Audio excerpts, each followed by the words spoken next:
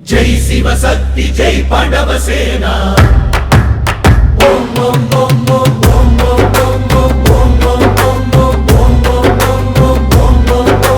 வீடு வீடாக மதுபன்னாக்கி வீர்கள் அசத்தியத்தை சாத்தியமாக்கினீர்கள். ஓம் சாந்தி. ஜல்மே கமல் இன்றைய 11வது நாள். முரளியின் தேதி 15 டிசம்பர் 2007. இப்பொழுதோ 2026. அந்த காலத்துல பாபாவுடைய முரளி என்ன நடந்துச்சோ அதுல பாபா சொன்னார், நேரத்தின் முக்கியத்துவத்தை அறிந்து கர்மங்களின் ஆழமான விளைவுகளில் கவனம் வையுங்கள். நஷ்ட மோகா எவரெடி ஆகுங்கள். நேரத்தினுடைய முக்கியத்துவம் சொல்லப்பட்டிருக்கிறது. நேரத்தை பற்றி என்ன சொல்லப்பட்டிருக்குன்னா, time is money, time is gold. அப்புறம் வேற என்ன சொல்லப்படுது, டைம் இஸ் எ டீச்சர்.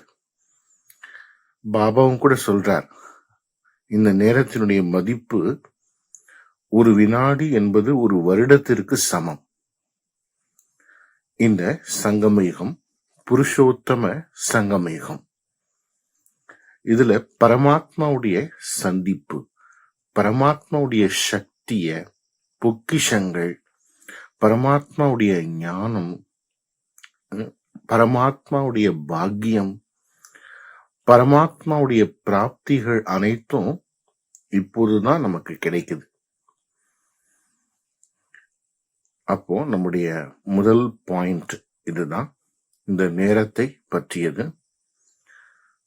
பாபாவும் சொல்றார், இந்த நேரம் நீங்கள் அனைவரும் பிராமணர்கள், உங்களுடைய நேரம் வைரத்துக்கு சமமானது. பாபா கோல்டன் அப்படின்னு சொல்லல, டைமண்டுக்கு சமம் அப்படின்னு சொல்றார். ஆகவே இந்த வைரத்துக்கு சமமான வாழ்க்கையை பற்றிய நினைவு உங்களிடம் இருக்கா? இப்போ ஒரு பாடல் நம்ம கேட்போம். இந்த சங்கமயுகத்தினுடைய முக்கியத்துவத்தை நாம அறிந்திருக்கிறோம். சத்தியுகமாக ஆகட்டும், சத்தியுகத்துக்கு நம்ம இப்போ தயாராக ஆகிட்டு இருக்கிறோம். பாபாவும் சொல்றார், இந்த பிராமண பிறப்பு உங்களுக்கு வைரத்துக்கு சமமானது. ஆக அப்படிப்பட்ட பாக்கியத்தின் நினைவில் இருக்கிறீங்களா? ஆஹா, என்னுடைய பாக்கியம் ஆகா. இந்த சங்கமயுகத்துல பல பிறப்புகளாக நாம பாபாவிடமிருந்து பிரிந்திருந்த ஆத்மாக்கள் இப்போ மீண்டும் பரமாத்மாவிடம் வந்து சேர்ந்திருக்கிறோம். பரமாத்மாவை சந்திக்கிறோம். இரண்டாவது பாயிண்ட், நஷ்ட மோகா ஆகுவது. பாபா தீவிர புருஷார்த்தத்தின் அடையாளத்தை உருவாக்கி இருக்கிறார். இப்போது அப்படிப்பட்ட புருஷார்த்தம் செய்வதற்கான நேரம், தீவிர புருஷார்த்தத்திற்கான நேரம். எனவே பாபா சொல்றாரு, நஷ்ட மோகா எவரெடி ஆகுங்கள்.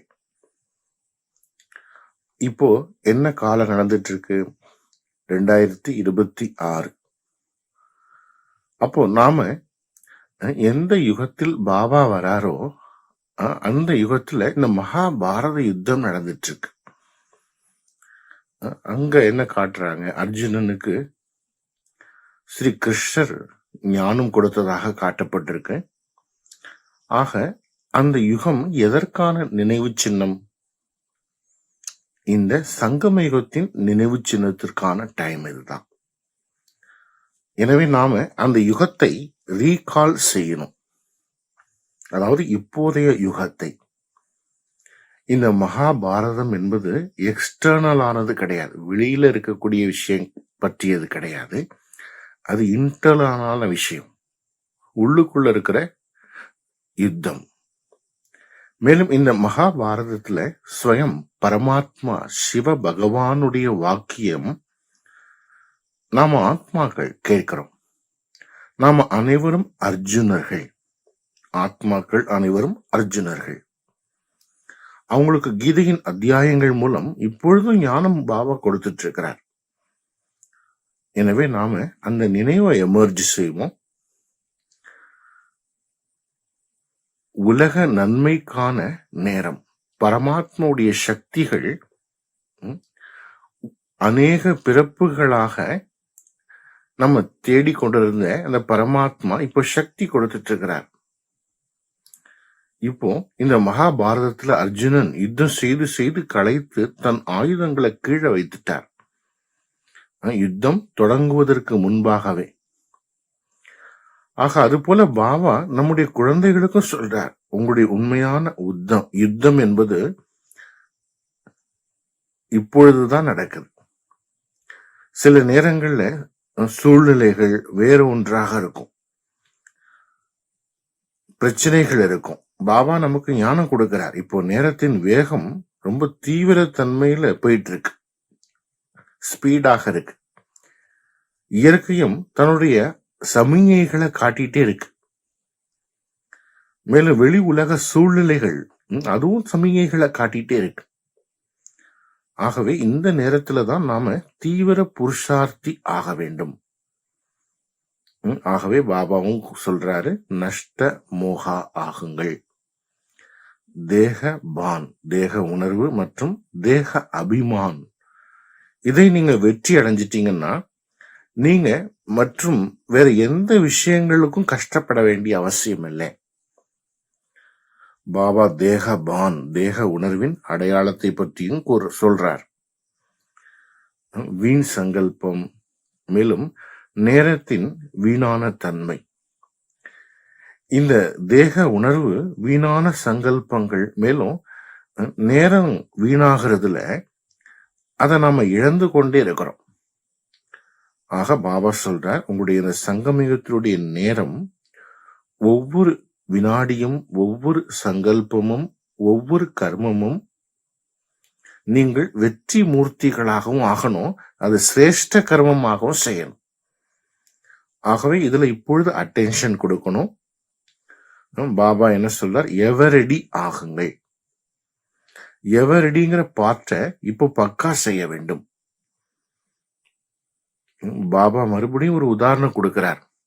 தாதி எப்படி இருந்தாங்கன்னா, ஒவ்வொரு காரியத்திலும் ரொம்ப ஈஸியாகவும் இருந்தாங்க, மேலும் பர்ஃபெக்டாகவும் இருந்தாங்க. அப்ப நீங்க அனைவருமே உங்களுடைய மனம், உங்களுடைய வார்த்தைகள், கர்மம் மூலம் எவரடியாகவும் இருக்கணும். மேலும் அச்சானக், திடீரென்று எதுவும் நடக்கலாம். இப்போது சமீபத்துல பாய்ஜியுடைய கிளாஸ் நடந்துச்சு. இன்றைக்கு அதுல அவரும் என்ன சொன்னார்னா, நீங்க ஏதாவது செஞ்சிட்டு இருப்பீங்க, போன் பேசிட்டு இருப்பீங்க, அதாவது ஏதாவது ஒரு வேலையில பிஸியாக இருப்பீங்க, வெளியில எங்கேயாவது சுற்றி வந்துட்டு இருப்பீங்க, சாப்பிட்டுட்டு இருப்பீங்க. அப்போ எது வேண்டுமானாலும் நடக்கலாம், எப்போது வேண்டுமானாலும் எது வேண்டுமானாலும் நடக்கலாம். ஆக பாபாவும் என்ன சொல்றார், எப்போதும் எவரடியாக இருக்க வேண்டும். இதற்காக 3 விதிகள் இருக்கு. முதல் விஷயம், சுயத்தின் புருஷார்த்தத்தின் மூலம் பிராப்திகள், மேலும் பிராப்திகளின் பொக்கிஷத்தை சேமிப்பு செய்ய வேண்டும். இரண்டாவது, புண்ணியத்தின் கணக்கை சேமிக்க வேண்டும். மூன்றாவது, சுயநலமற்ற சேவையின் மூலம் ஆசீர்வாதங்களை சேமிக்க வேண்டும். பாபாவும் சொல்றாரு, சுய புருஷார்த்தத்தின் மூலம் புண்ணிய கணக்கு, மேலும் ஆசீர்வாதங்களை சேமிங்க. நீங்க உங்களுடைய ஒவ்வொரு நேரத்தையும், ஒவ்வொரு சங்கல்பத்தையும் வெற்றியுடையதாக மாற்ற முடியும். அனைவரும் டிராமாவிற்கு அட்டென்ஷன் வைக்கிறீங்க, ஆத்ம ஸ்வரூபத்தில் இருக்கிறதுக்கும் அட்டென்ஷன் வைக்கிறீங்க. மேலும் வேறு எந்த விஷயத்திற்கான அட்டென்ஷன் வைத்திருக்கிறீங்க? கிளாஸ் கேட்கறதுக்கு, ஹோம்ஒர்க் செய்யறதுக்கு, இதுக்கெல்லாம் அட்டென்ஷன் வைக்கிறோம். மேலும் நம்முடைய சக்திகளை விழிப்புணர்வோட வைத்திருக்கணும். பாபாவும் சொல்றார், இப்போ கர்மங்களில் அட்டென்ஷன் வைக்க வேண்டிய நேரம் இது. கர்மங்களின் ஆழமான விளைவுகள் மீது அட்டென்ஷன் வைக்க வேண்டிய நேரம் இது. நீங்க சாதாரண கர்மம் செய்றீங்க, ஆனா பாபா சொல்ற அந்த டைம் இப்பொழுது சாதாரண கர்மம் செய்வதற்கான நேரம் முடிந்து விட்டுச்சு. சாதாரண கர்மம் இல்லை, சிரேஷ்ட கர்மம் செய்ய வேண்டும். பாபா என்ன சொல்ற, நீங்க சாதாரண கர்மம் செய்யக்கூடாது, சாதாரண சங்கல்பம் செய்யக்கூடாது, சாதாரணமாக நேரத்தை கழிக்க கூடாது, வீணாகவும் கழிக்க கூடாது. ஏன்னா இந்த நேரம் மேலும் கர்மம் இப்போது மிகவும் மதிப்பிட முடியாதது. பாபா சொல்றார், இந்த இயற்கையினுடைய நேரம் அதோட சமிகையில தான் இருக்கு. அது எப்படி இருக்கு? துக்கமானதாக, அசாந்தியாக இருக்கு. ஆகவே நீங்க அனைவரும் யாரு? சிவனுடைய ஆல்மைட்டி அத்தாரிட்டி, விஸ்வ கல்யாணக்காரிகள். பாபா விஸ்வ கல்யாணக்காரி குழந்தைகளாகிய நம்மள அர்ஜுனர்கள், அப்படிப்பட்ட நம்மள, நம்முடைய சக்திகளை விழிப்புணர்வோட வையுங்கன்னு சொல்றார். நீங்க உங்களை பற்றி முதல்ல அறிந்து கொள்ளுங்க. துக்கமான ஆத்மாக்களுக்கு சகாஷ் கொடுங்க. இப்பொழுது மனதின் சேவைக்கான நேரம் நடைபெற்று கொண்டிருக்கு. இப்போது இப்படி நம்ம கைகளை நீட்டி வைப்போம், மேல ஒரு உறுதிமொழி பிராமிஸ் பண்ணுவோம். பாபா, நம்முடைய அனைத்து குழந்தைகளுக்காக நான் விஸ்வ கல்யாணக்காரி ஆத்மா, நான் விஸ்வ கல்யாணக்காரி ஆத்மா, நான் விஸ்வ கல்யாணக்காரி ஆத்மா. முழு சிருஷ்டியும் தமோ பிரதானமாக, துக்கமானதாக, அசாந்தியாக ஆகிடுச்சு. அதை சதோ பிரதானமாக, சுகமயமானதாக, அமைதியின் சக்திகளை கொடுக்கக்கூடிய காரியத்தை செய்யக்கூடிய விஸ்வ கல்யாணக்காரியாக நான் இருக்கிறேன். ஆல்மைட்டி அத்தாரிட்டி, பரமபிதா பரமாத்மா சிவ பாபா எனக்கு சக்தி கொடுத்திருக்கிறார். ஆகவே நான் ஆத்மா உறுதிமொழி செய்கிறேன்.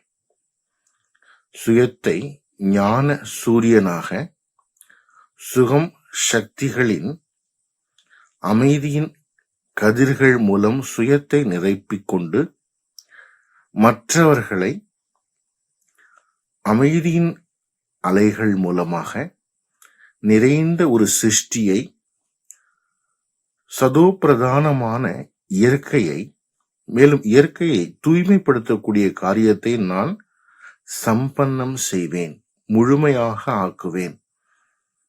இது என்னுடைய உறுதிமொழி. ஓம் சாந்தி. இப்போ 3வது பாயிண்ட், சாட்சி திருஷ்டா, சாட்சி பார்வையாளர். பாபா சொல்ற, இந்த விளையாட்டுக்கள் இந்த டிராமாவுடைய பொழுதுபோக்கிற்கான விளையாட்டுக்கள், சைட் சீன்ஸ். இதுல நீங்க கவனம் கொடுக்க கூடாது. இது அனைத்தும் உங்களை அசைப்பதற்காக வருகிறது. ஆனா நீங்க அந்த சைட் சீன்ஸ்ல கவனம் கொடுக்காதீங்க. சாட்சி பார்வையாளராக இருந்து தன்னுடைய கடமையை முழுமையாக நிறைவேற்றுங்கள். ஆக பாபா மறுபடியும் கடைசியில சொல்றார், உங்களுடைய எந்த ஒரு குறை பலகீனங்கள் இருந்தாலும் நீங்க மாஸ்டர் தான். ஆகவே நீங்க செய்யக்கூடாதுன்னா அதை செய்யக்கூடாது. அதுல உறுதி பக்காவாக இருக்கணும். உறுதியான சங்கல்பம் நீங்க ஒரு முறை செய்துட்டீங்கன்னா அது செய்துட்டதுதான். பிறகு அதுல இருந்து நீங்க விலகிடக்கூடாது. இப்போ கீதையினுடைய இந்த 18 அத்தியாயங்களுடைய ஞானத்தையும் பாபா நமக்கு கொடுத்துட்டார்.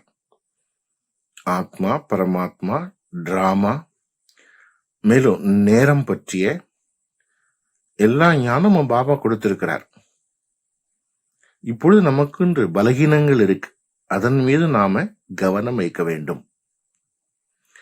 என்னெல்லாம் நம்முடைய குறைகள் பலகீனங்கள் இருக்கிறதோ அதை பற்றி திடமான சங்கல்பம் செய்ய வேண்டும். உதாரணமா, வியர்த்தத்தை, வீணானதை சிந்திக்க கூடாது, மற்றவர்களை பார்க்க கூடாது, இதெல்லாம் நம்முடைய சின்ன சின்ன பலகீனங்கள். அதை இப்போ உறுதித்தன்மையோட அதுக்கு முடிவுக்கு கொண்டு வரணும். ஓம் சாந்தி.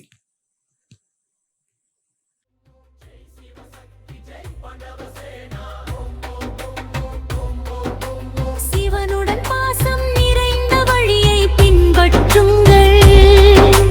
குழந்தைகளே வேத சம்ஸ்காரம் வளர்த்திடுங்கள். வீண் செலவு செய்யாதீர்கள். கிறிஸ்தத்தின் சொர்க்கத்தை உருவாக்குங்கள். உங்கள் குழந்தை எப்போது மனம் திறந்தவனாகி வாழ்க்கை பொன்னா ஒளியை பரப்பட்டும்.